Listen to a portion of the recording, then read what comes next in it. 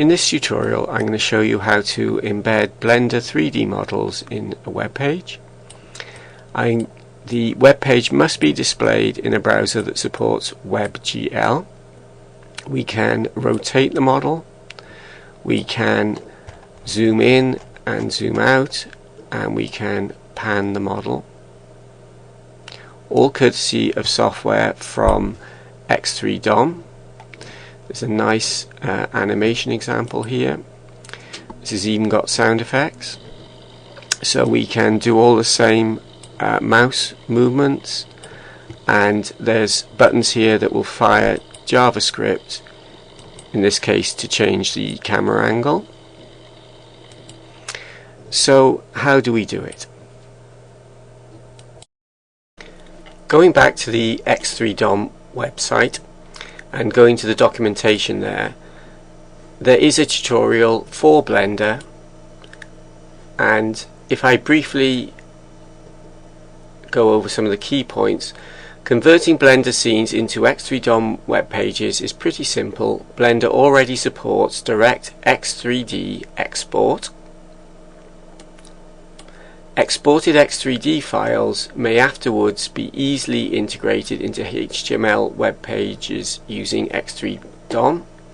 So basically we need to export our models as an X3D file, and there's a screen print that shows you how to do it in Blender. So if we go back to Blender,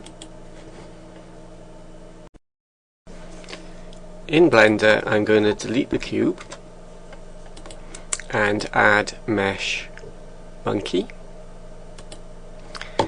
I'm going to press R to rotate and just rotate his head so he's facing forwards.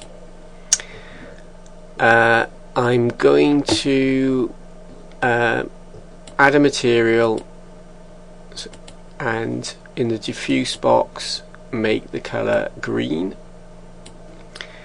and I'm going to duplicate the lamp, Shift and D to duplicate, and put that diagonally opposite on the other side of the monkey's head in more than one view. So if I grab again, diagonally opposite in the front view as well, and that just avoids having a dark side of the monkey's head. Okay, now to export as X3D. So File, Export, and the option we want is at the bottom, X3D. I've set up a folder already for all my Webgl work, and I'm going to call this Green Monkey.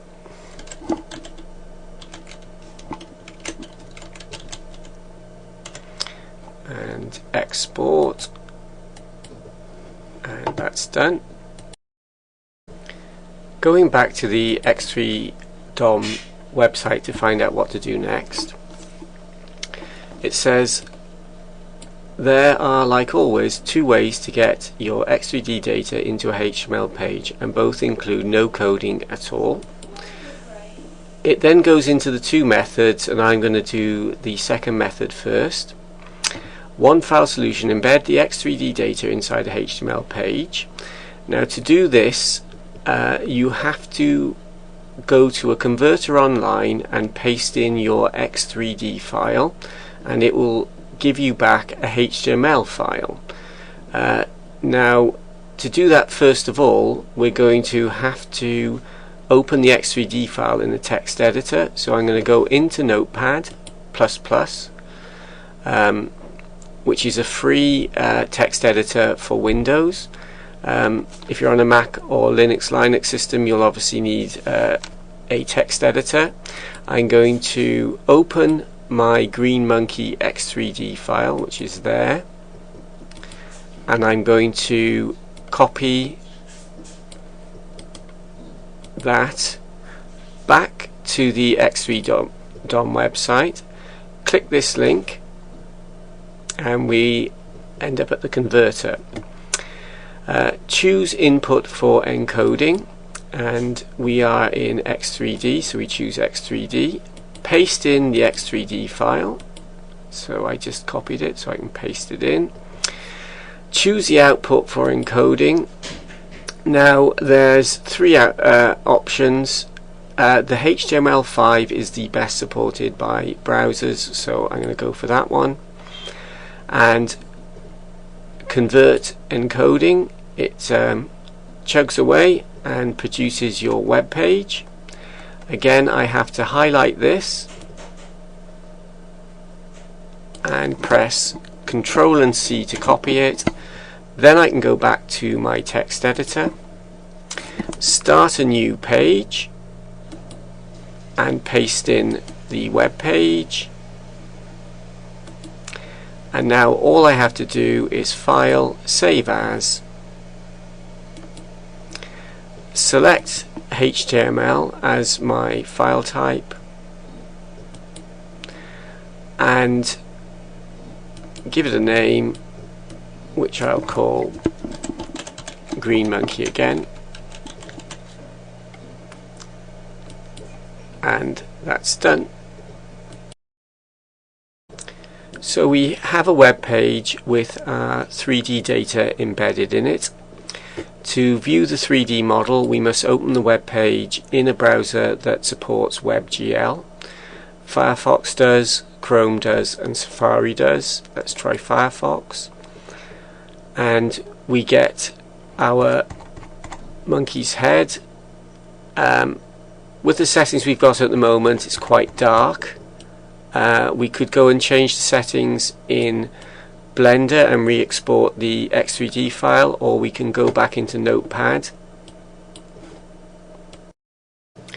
The nice thing about XML, and X3D files are XML compliant, is that they have meaningful tag names.